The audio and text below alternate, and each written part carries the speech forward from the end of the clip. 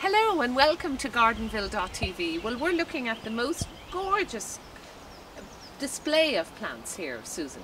Right, these are Heuchera. Now there's a huge range of Heuchera become available with all sorts of coloured leaves, from green through these lovely, I suppose you'd call this maroon, with deeper veining and a slight silver sheen to the leaf.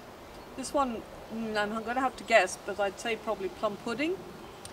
And they're evergreen. You will have to take off some tatty leaves at the end of the winter. They have tall flower spikes, which you can just see going up here against my hand. And let's see, they're like a nice moisture retentive organic sort of matter in the soil. They're great for the edge of a border. They'll take sun or part shade. So really they're a very useful plant. They have one slight drawback, in which case they're very delicious to vine weevil. Oh, okay. Now, what is vine weevil? Vine weevil they're a beetle. Ooh! I hope there aren't any around here at the moment. Which lays eggs, and they're little grubs, little sort of pale grubs which eat the roots. Right. So the best way of dealing with them is you need to divide these every 3 to 4 years and plant back the strongest bits. But we'll probably show you at some stage dividing a Heuchera.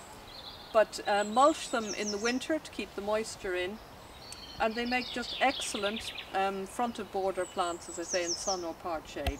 Now, the only thing I would feel about this plant, I feel it's a bit sort of sad here.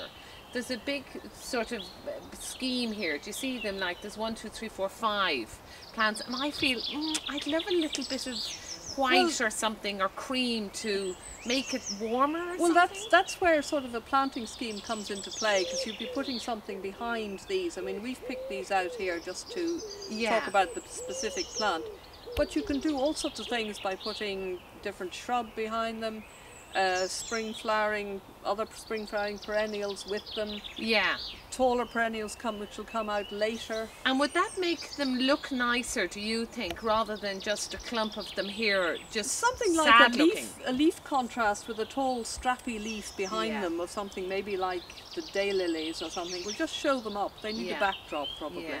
But these are simple to grow. This will come up into flower. How long does that take, you know, to die off?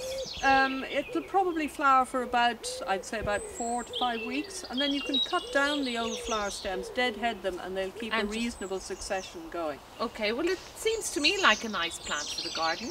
Keep in touch with Gardenville.tv and Facebook and Twitter. Until the next time.